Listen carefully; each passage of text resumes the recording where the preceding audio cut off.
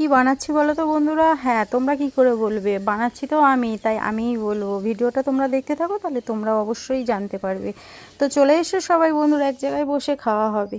তো চলো দেখতে থাকো কিভাবে বানাচ্ছি। আর এটা কি বানাচ্ছি দেখো। প্রথমে টোস্ট আছে বাড়িতে, তাই টোস্টের গুঁড়ো করে নেব। টোস্টের গুঁড়ো তো কিনে আনিনি, বাড়িতেই ছিল টোস্ট, সেটাই গুঁড়ো করে নেব। ভাজা মশলা করে নেবো, তার জন্য নিয়েছি জিরে, ধনে, গোটা এলাচ আর কয়েকটা কাঠ নিয়েছি, আর 3টে শুকনো লঙ্কা নিয়েছি। কাঁচা লঙ্কা দেবো না।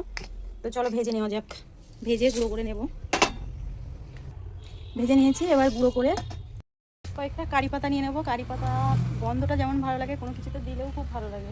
এই জন্য বাড়িতে আমি লাগিয়েছি কারি পাতা গাছ, গন্ধটা খুব সুন্দর। কারি পাতা, ধনে পাতা, এই যে ভাজা মশলার গুঁড়ো, টোস্ট গুঁড়ো করে রেখেছি। আর এই যে হচ্ছে মোচা সিদ্ধ করে ফ্রিজে রাখা ছিল, সিদ্ধ করা।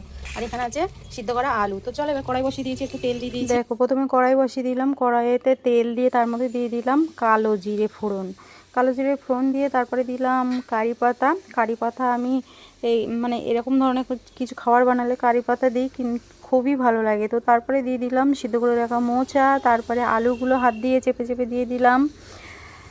দিয়ে এবার একটু নুন, তারপরে দেব একটু হলুদ, দিয়ে আবার একসঙ্গে ভালো করে মিক্সড করে নেব, মিশিয়ে নেব। নিয়ে তারপরে দিয়ে দেবো একটু হালকা মিষ্টি, তারপরে ধনেপাতা দিয়ে আবার একটু মিশিয়ে নেব সব কিছু। ধনে পাতাগুলো তো শুকিয়ে যাচ্ছিলো, তাই দিয়ে দিলাম। আর অল্প একটু বেসন দিয়ে দিলাম, বেশ টাইট হবে সেজন্য দিলাম। দিয়ে তারপর লাস্টে ভেজে রাখা গুঁড়ো করে দিলাম মশলাটা।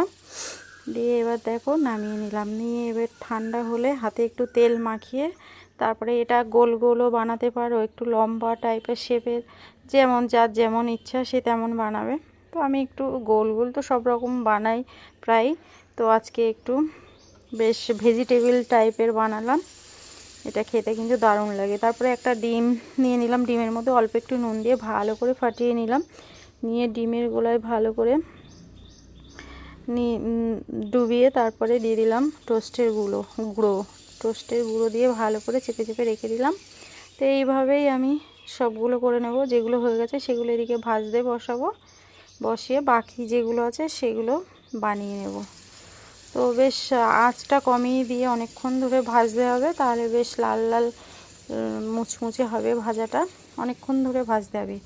আর আমি বাড়িতে বানাতে গেলে এগুলো তো অল্প তেল দিয়ে বানাই, আর যারা দোকানে এগুলো বানায় তারা তো এক কড়াই তেল দিয়ে তারপরে বানায়। তো সেই জন্য আমি অল্প তেল দিয়ে বেশ আস্তে আস্তে আঁচ কমিয়ে অনেকক্ষণ ধরে ভাজলাম। দেখো ভাজা হয়ে গেছে বেশ ভালোই।